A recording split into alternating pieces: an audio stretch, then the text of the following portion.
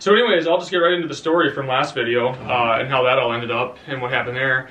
So my dad was originally going to spend 3 days here. You know, we were going to hang out at the cabin, do some fishing during the day. It's been so nice. We were on our way to go fishing, and like I said, we had driven my dad's truck all the way back here to my summer parking spot, and which is a half mile from the cabin. But we got going. I don't know. We were probably a quarter mile into the drive, you know, to the plowed road. And all of a sudden there was just something just clunking, you know, and it didn't sound good at all. And so we stopped. We're looking underneath the truck, couldn't really see anything. We're looking. We were thinking it was maybe the transmission or something, that the four-wheel drive was going out. And so we're like, all right, well, let's just keep going. So there's nothing we can do because, you know, back here, this is the last place you want vehicle trouble.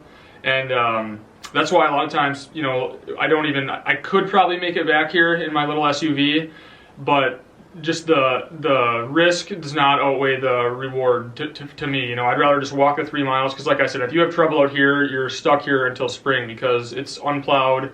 A tow truck's not going to come get you. Another pickup would not be able to, you know, come pull you out. I mean, you have to have somebody come plow the four-wheeler trail, basically is what it is. You know, it's not even a road.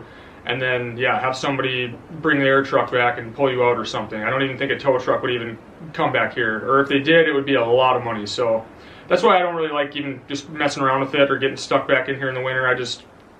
For me, it's just way better peace of mind to just leave my vehicle parked, you know, 3 miles away at the plowed road, because then I just know it's there. I know when I hike back, I can leave. It's not a big deal. But anyways, we kept going, and it was clunking and clunking. Didn't sound good. But we knew that we had to keep going because we had to get to the plowed road at least, you know. And so we were going like 3 miles an hour, just like barely over idle, just going slow. And it would stop, you know, it would you know, sound fine, and then it would start clunking again. And yeah, there was several times where I'm getting out and looking underneath. You know, my dad's driving, and I'm like, yeah, I don't see anything, you know. And then he would get, you know, I would drive, and he'd be like behind it looking. He's like, yeah, I don't really see anything either. But anyways, kind of long story short, we ended up getting to the plowed road, and we found out that there's a U-joint, you know, that had gone bad. And so, you know, we at least we were to the plowed road, so we were able to call a tow truck. He came all the way out here and towed my dad's truck to the nearest, you know, mechanic. And that was, I mean, an event in itself. But yeah, I mean, like I always say, you know, like I said, this is the worst place ever for vehicle trouble, you know. And of course, it had to happen my dad's first trip here, but you know, it's a story to tell. But anyways, yeah, we ended up kind of being stranded here because, you know, I don't really know anybody around this area. It's all really small towns. You know, there's nothing really here. So Sierra and my mom drove up and ended up picking us up or whatever. But my dad and I, yeah, from the mechanic's shop, you know, we walked 3 miles to the local bar, and people were saying, oh, those mechanics should have given you a ride or whatever, and they did offer to give us a ride, but we had both the dogs, and we're like, well, we got, you know, 3.5 hours at least before, you know, Sierra and my mom get up here, so we got time to kill, and the dogs would probably like, you know, some exercise. It's not like, you know, we can bring them into the bar or whatever anyways, so best thing for them was to just walk. So yeah.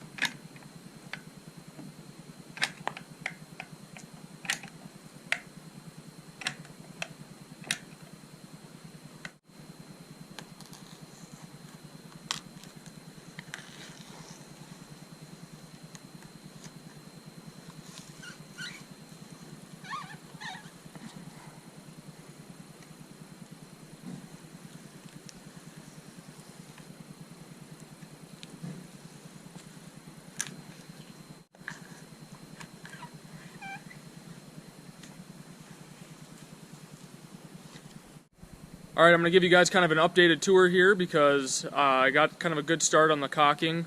So I've been shaving back that foam, as you saw, and have been going over it with the caulk and sealing it up. I got a pretty good start on the inside, but I still got more to do, and I'm going to have to do the outside when the temperatures warm up, but the inside of the cabin is warm because of the wood stove, so I was able to start on that. But I still got quite a bit to do in there, but I want to show you guys what it looks like so far.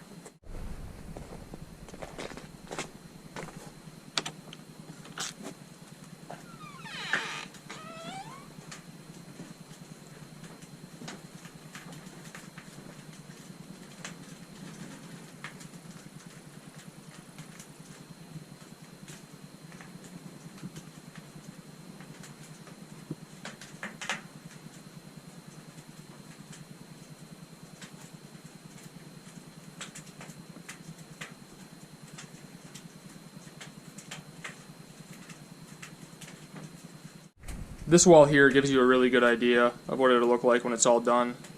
So this certainly looks a lot cleaner without that foam. I'm really excited about it. I should be able to get it all wrapped up by next week.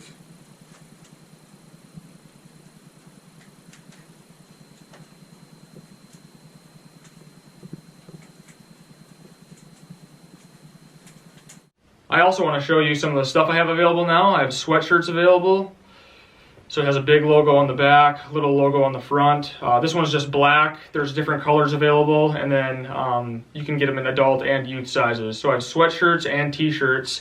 The t-shirts just have a little logo on the front. There's no big logo on the back.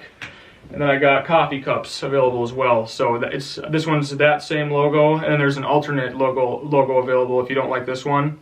But I wanted to order some stuff myself and make sure everything came and was good quality, and that everything turned out good before I let you guys know about it. But if you guys are interested in a mug or a sweatshirt or t-shirt, you can find the link right below these videos. It'll show you kind of the different options, and then it'll redirect you to Teespring, and then that's where you will order from.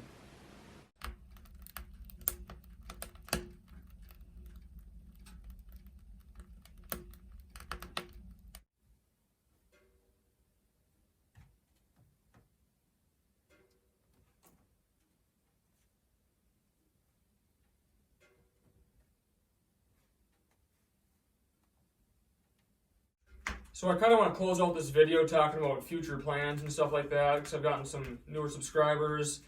But I've had a lot of questions about the cabin and what's going on with the cabin, because for those of you that have been around for a while know that me and Sierra purchased another piece of property, and everybody's wondering what's going to happen with the cabin. People are like, "Oh, are you selling the cabin? What's going on with the cabin?" I'm not selling the cabin. I'm hanging on to it. I have no plans to sell it at all. I put a ton of effort into this thing, building it, getting the logs, just everything, the whole process. I had so much work into it. It's kind of, my project, and I definitely am going to hang on to it. I mean, I'm in a phenomenal area. I mean, it's everything I've ever wanted. I've always wanted a log cabin out in the woods, and I have it now. I mean, I have endless land. I can explore, hunt, whatever.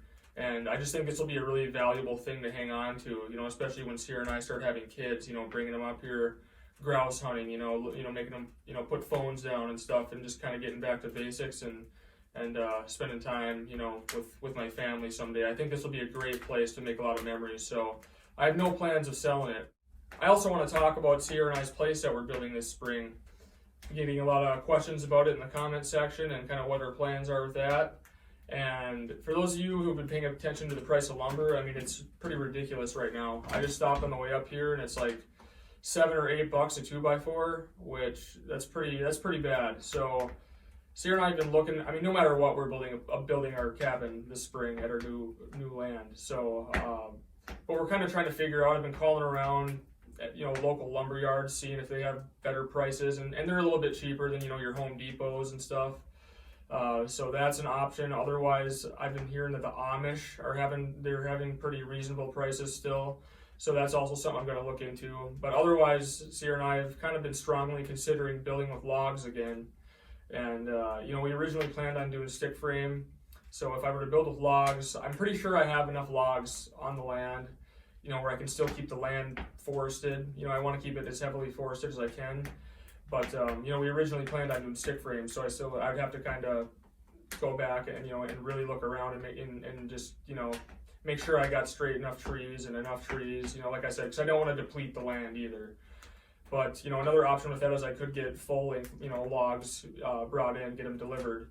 But, you know, we're kind of just trying to explore every option and keeping, you know, being a little more flexible, just because we kind of don't really have a choice with the price of lumber right now. You know, it's kind of throwing a wrench into things, because I have a hard time paying, you know, 2-3 times what a place should cost. You know, but at the same time, we can't really be sitting around waiting for lumber prices to go down, because who knows if they ever will. But nonetheless, we'll be building a place, so let me know what you guys think. If you guys think it'd be pretty cool to see another log place built. I always said that I wouldn't build another log place, but you know, all things considered, you know, I'm really considering it now. So let me know what you guys think. If you guys would like to see logs, or you know, if we should stick with this stick frame. And I'll just have to really try to find, see if I can find good deals on lumber. But either way, we're really excited to get that project started. And with the warmer temps, it's looking like it's going to be here sooner than we thought. So stay tuned. When we can start on that, there's going to be a lot of videos. You know, it's going to be a lot of information and just good, longer length videos too. So we're pretty excited to start that project. But anyways, I want to thank you guys for watching this video. It's kind of a lot of talking in this one, I know. But I just kind of wanted to update everybody on what's going on. And pretty much the mission of this trip was to get some chinking done and get a few other little projects done here. But I will be back here with Sierra and Skeeter next week probably. We might be at the cabin on wheels for a couple days, but if not, we'll be back here. So stay tuned, and like I said, be ready for the videos this spring. We're really excited about it.